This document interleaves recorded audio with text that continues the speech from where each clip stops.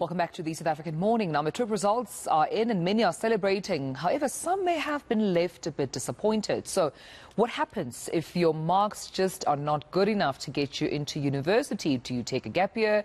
Do you job shadow or even intern? Let's get some advice now from Brainline Mentor, Liezel Bruwer. Thank you so much, Liezel, for your time. Good morning to you. And I'm happy that we're having this conversation because it's so easy to focus on those who've done well and talk about what their future plans are. And it's all exciting. But there is a group of those who equally need attention in terms of, advice, option, access to what opportunities lie ahead of them. So let's get into it. What happens then if you, have completed, your matric, perhaps not so well, but you still want to move forward with life? What would your advice be?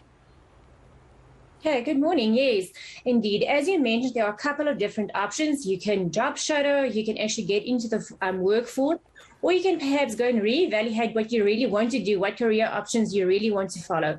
But another option is to register and redo the subjects that you didn't do well enough in, or then perhaps consider to redo your entire year as an adult student, so you can still work perhaps in between, and then redo the subjects to actually get the matric results you actually want. Yeah, I mean, let's be, fair and realistic. At times, it could be, a bit embarrassing to redo, your subjects because you may care what people think, what your peers think, and whether it will give an impression that you failed, even though maybe you haven't really failed. It's just the marks are low and you need X amount of points. Psychologically, how do you prepare yourself as a 17, 18-year-old into, of course, getting into upgrading your marks? Yeah, I think that's definitely a thing that we should all keep in mind. Parents, anyone who's in the situation should support a student like that.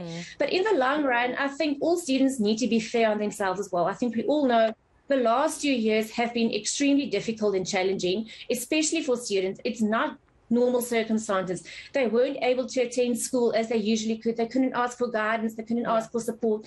So I think the first thing is to be fair and to be soft on yourself and actually realize it might not be just your fault. Yeah, you might realize that you could have worked a bit harder, but I think the most important thing is to realize you are not alone. There are many students. You're not the only student in South Africa or in the world. You are not alone. Yeah, and it's never too late. It's never too late to get back and, try again until you make it to where you want to be. But also equally so, Liezel, interestingly, I was on LinkedIn just yesterday, and obviously there are a couple of posts being advertised, one of them being for only those who have grade 10, not matric, just grade 10, and there's a job opportunity which pays roughly 10,000 rands. I suppose my question to you is, will we find some people or some pupils thinking there's no need for me to upgrade my marks, there's no need for me to get my matric, if I only have grade 10 and can get a job, hey, then so be it?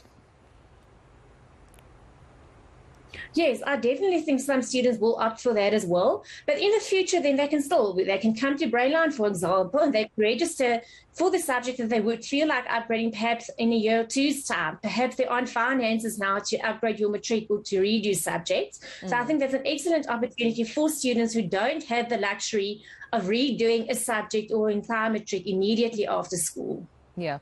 And what are the benefits of interning, job shadowing, for example? Because it's easy to, again, glorify the degree, glorify the certificate, glorify their diploma. But what's the value in interning and even job shadowing at this stage?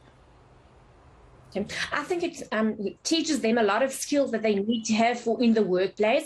And then also what I often find is students have an idea of what they want to study. And when it actually gets to doing the work, then they realize that's not really what they had in mind. So the job might sound glamorous and everything, but when they actually get to studying what they should be studying and actually doing the work, they realize that's not completely what they had in mind. So job shadowing or interning somewhere is an excellent way to ensure that you are actually in the correct field, and that is actually what you want to do with the rest of your life. That's the best advice that we could, of course, have shared this morning. Thank you so much, Liezel, for joining us this morning. And on that note, if indeed you require, a job shadowing or even interning, make sure that you can visit, of course, Brainline for more information or even advice. Give them a call or send them an email and see how they can, of course, assist you at this stage.